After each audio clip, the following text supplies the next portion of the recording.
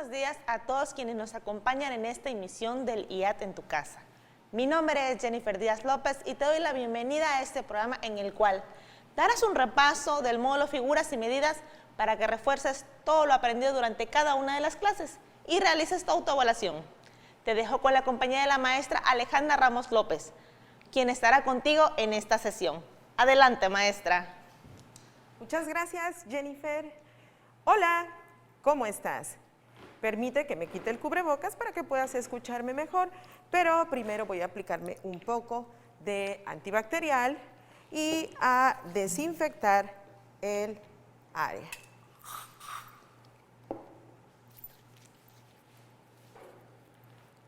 Soy la profesora Alejandra Ramos y en esta ocasión daremos un repaso a todo el contenido del módulo Figuras y Medidas.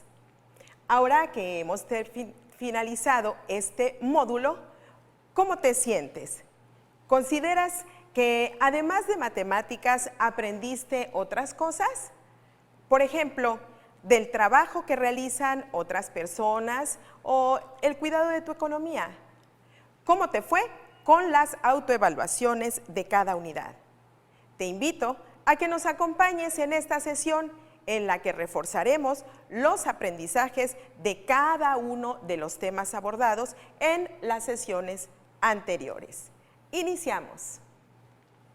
Los propósitos previamente establecidos en este módulo fueron los siguientes: conocer lo que es un ángulo y cómo se mide, identificar las figuras geométricas más comunes y conocer algunas de sus propiedades, calcular perímetro y área del cuadrado, triángulo, rectángulo y círculo e identificar algunas de sus propiedades, reconocer y utilizar la equivalencia entre unidades de medida de longitud, peso, tiempo y capacidad del sistema métrico decimal, identificar situaciones y resolver problemas de proporcionalidad utilizando diferentes estrategias, resolver problemas de tanto por ciento, identificar algunos cuerpos geométricos y conocer sus propiedades.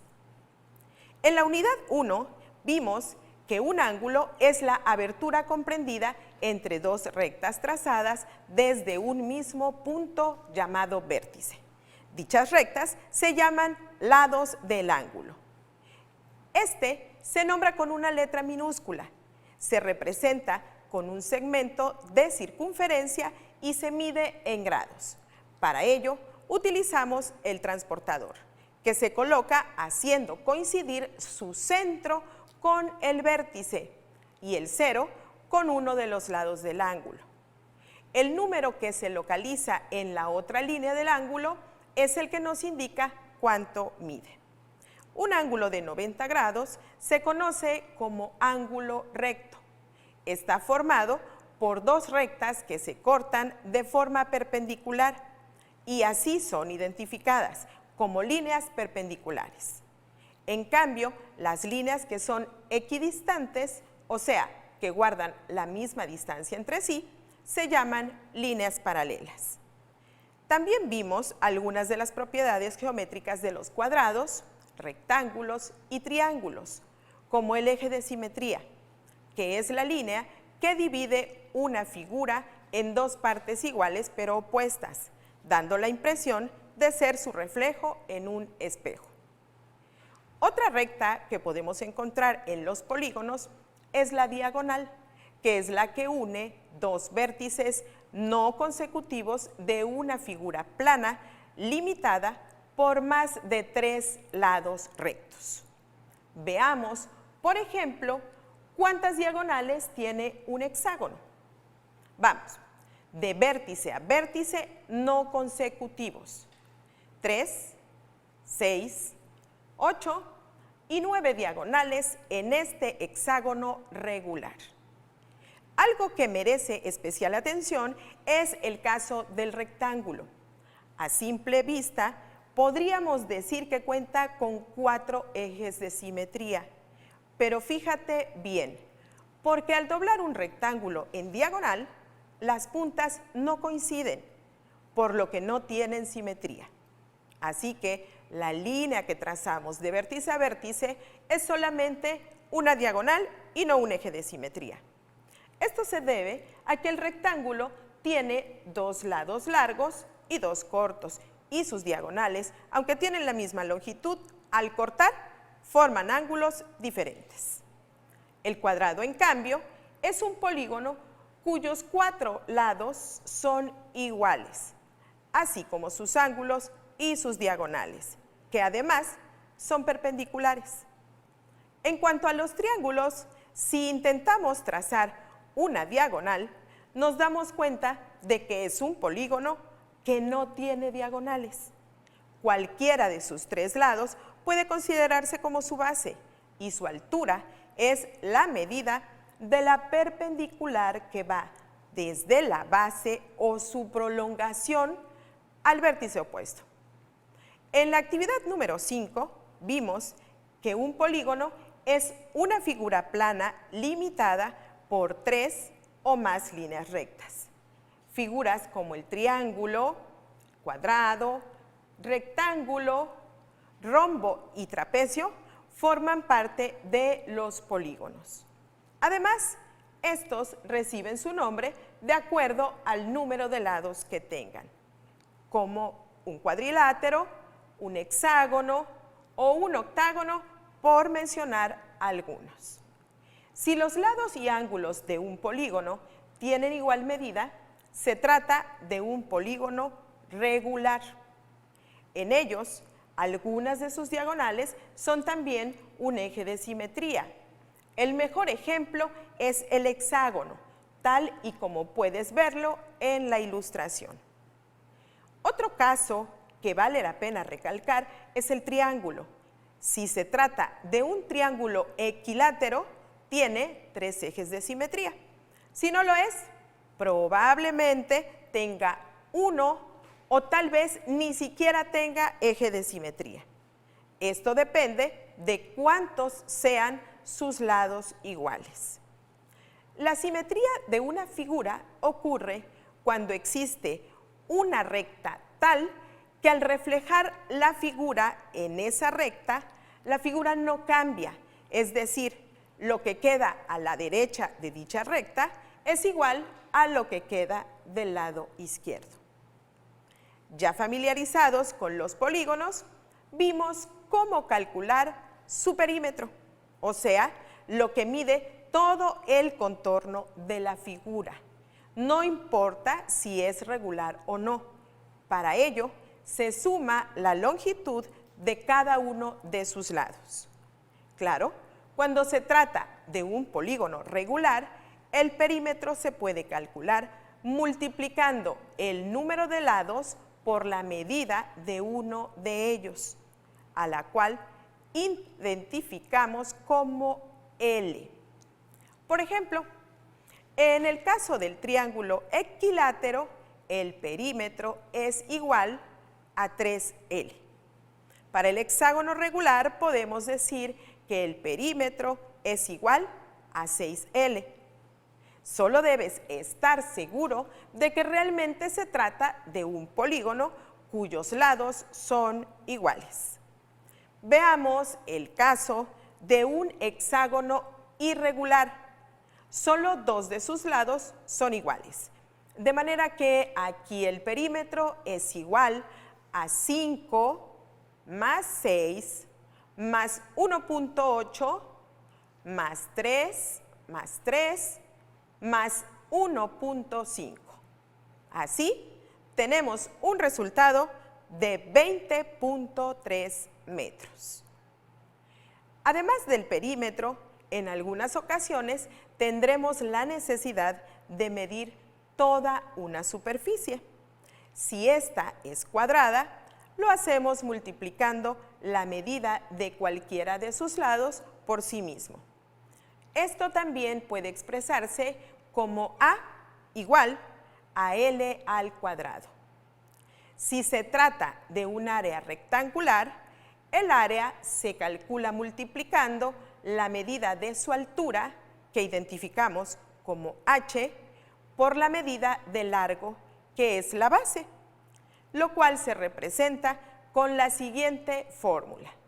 Área igual a B por H.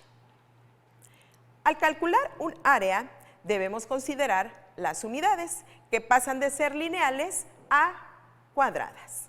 Las más comunes son el centímetro, el metro y el kilómetro. Con respecto a los triángulos, ¿recuerdas de dónde proviene la fórmula?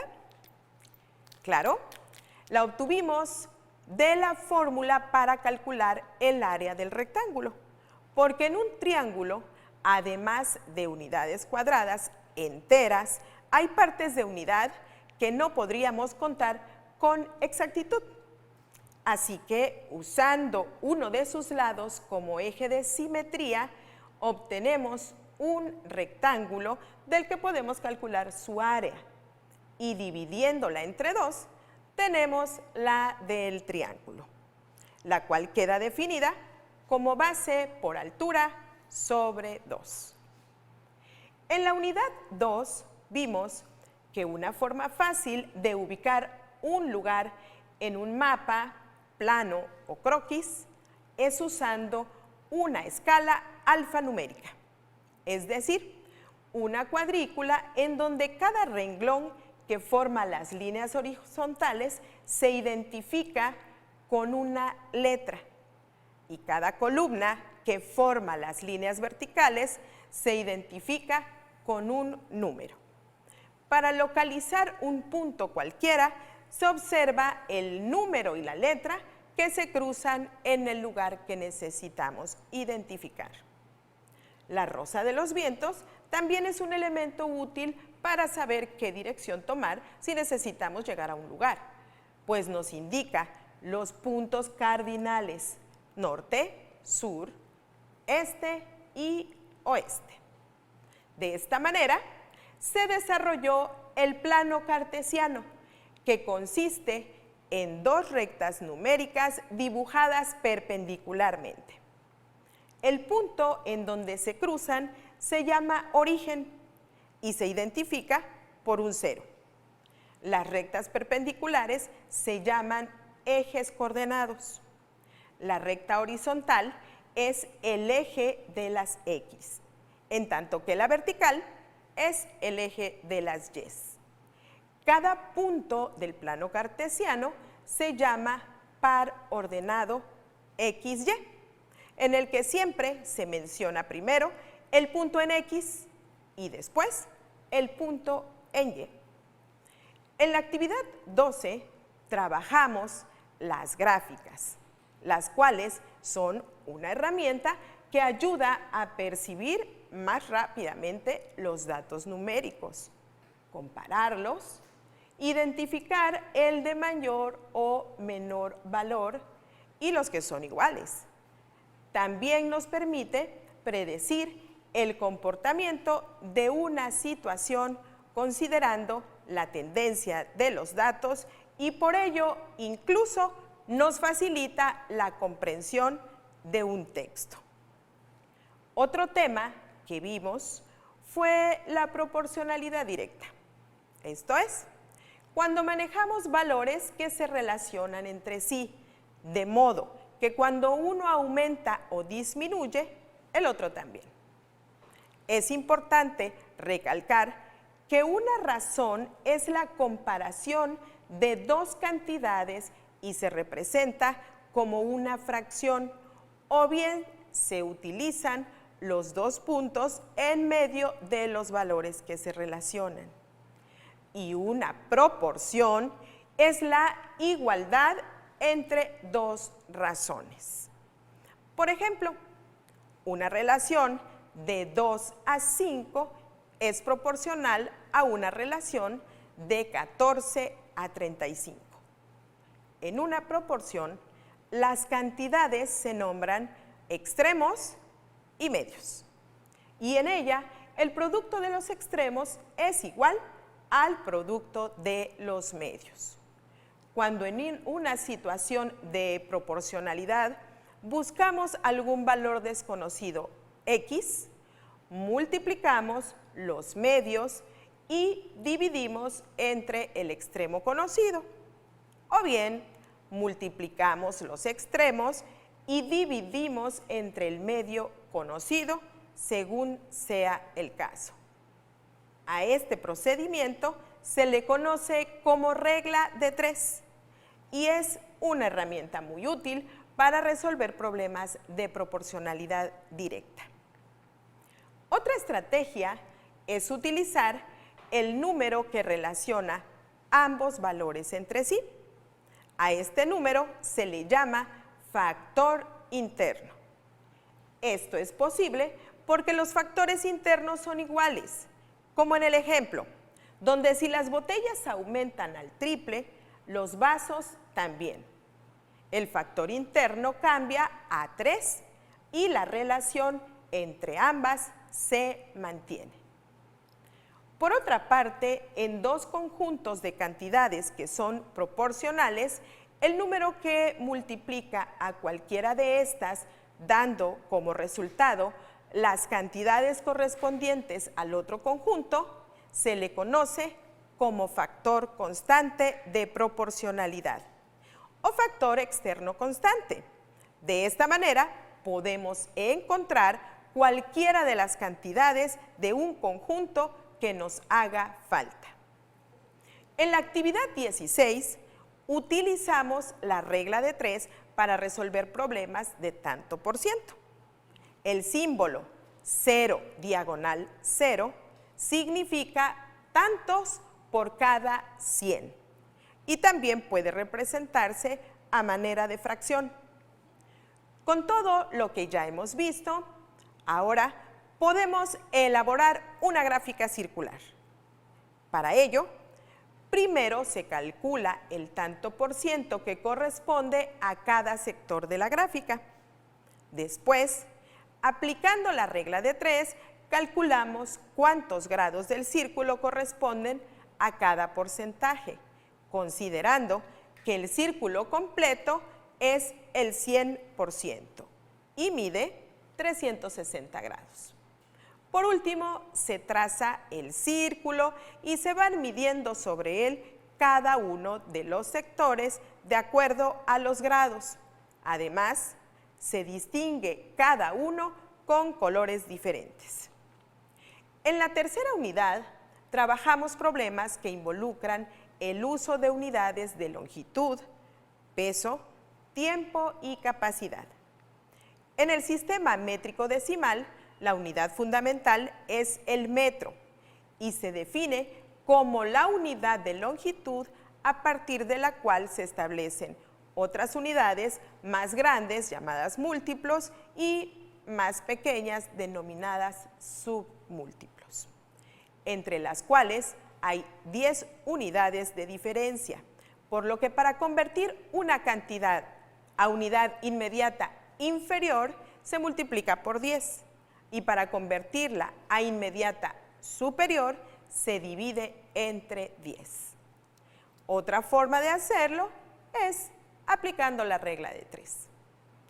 En cuanto a peso, las unidades más usuales son el gramo, el kilogramo y la tonelada, en donde el gramo es la unidad fundamental y los demás son múltiplos y submúltiplos. Al igual que las unidades de longitud, si queremos convertir una unidad inmediata, ya sea superior o inferior, debemos dividir o multiplicar por 10 según corresponda. Para medir tiempo, utilizamos horas, minutos y segundos. 60 segundos hacen un minuto y 60 minutos son una hora. Un día tiene 24 horas. Si se trata de la primera mitad del día, se lee 4 de la mañana, 45 minutos y 37 segundos. Y si corresponden a la segunda mitad del día, se lee 4 de la tarde o también puede decirse que son las 16 horas con sus respectivos minutos y segundos. Para sumar unidades de tiempo, hay que considerar el orden al que pertenecen. Los segundos son de primer orden, los minutos de segundo orden y las horas de tercer orden. Esto quiere decir que cada orden tiene 60 unidades de diferencia con el inmediato superior o inferior. Las medidas de capacidad son las que se emplean para medir líquidos y generalmente se emplea el litro. Sus múltiplos son el decalitro, hectolitro y kilolitro. Los submúltiplos son decilitro, centilitro y mililitro. Para convertir a la unidad inmediata superior debemos dividir entre 10 y para convertir a la inmediata inferior multiplicar por 10 según sea el caso. Para calcular un volumen es necesario reconocer las principales características de los cuerpos geométricos, así como calcular el perímetro y área de figuras, incluyendo el círculo, en donde interviene el valor de pi.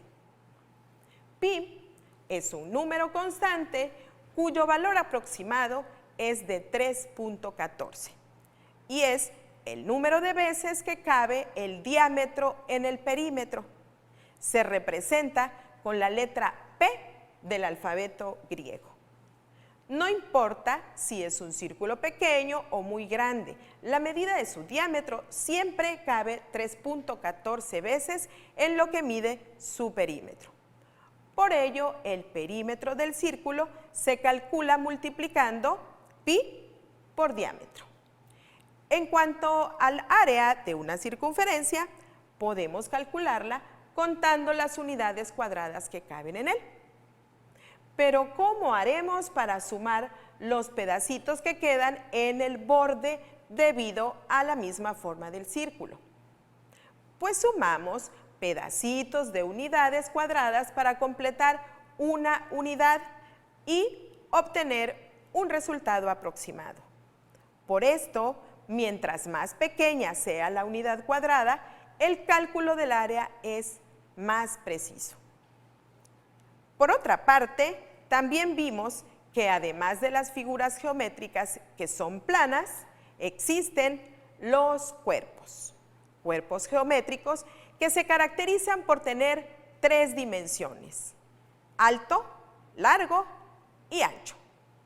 Estos pueden ser prismas, pirámides y cuerpos redondos. Un prisma es un cuerpo geométrico cuyas caras son polígonos. Las caras que son bases son paralelas y siempre son iguales. Las otras caras siempre son rectángulos y colindan con sus dos bases. Los prismas reciben su nombre de acuerdo a la forma de sus bases. En este caso es un pentágono, así que tenemos un prisma pentagonal. En cambio, las pirámides son cuerpos cuya base es una figura geométrica y sus caras laterales son triángulos que se juntan en un punto opuesto a la base llamado cúspide. La figura de la base le da el nombre a la pirámide. Esta es una pirámide cuadrangular. Los cuerpos redondos están delimitados por superficies curvas como la esfera o por superficies planas y curvas como el cilindro y el cono. Ahora bien, para calcular el volumen de un cuerpo geométrico, solo se cuentan las unidades cúbicas que le caben. Esto se obtiene multiplicando largo por ancho por alto. Con esto hemos concluido el trabajo del módulo Figuras y Medidas. Ahora te invito a que realices la autoevaluación del módulo de la página 269 para que puedas valorar lo aprendido. No olvides completar la hoja de avances, incluyendo qué aprendí y para qué me sirve. Recuerda, si tienes que salir, utiliza tu cubrebocas. Lávate las manos cada vez que sea necesario con agua y jabón durante 20 segundos o utiliza gel antibacterial. Mantén tu sana distancia. Si te cuidas tú, nos cuidamos todos. Nos vemos en una próxima sesión. Hasta pronto. Gracias a la maestra Alejandra por darnos este importante repaso del módulo Figuras y Medidas. Recuerda que es importante que realices tu autoevaluación y si tienes dudas, contacta a tu asesor. Gracias por acompañarnos en esta sesión y no olvides que todos los martes tienes una cita aquí a las 11 de la mañana en TVUJAT. Hasta la próxima.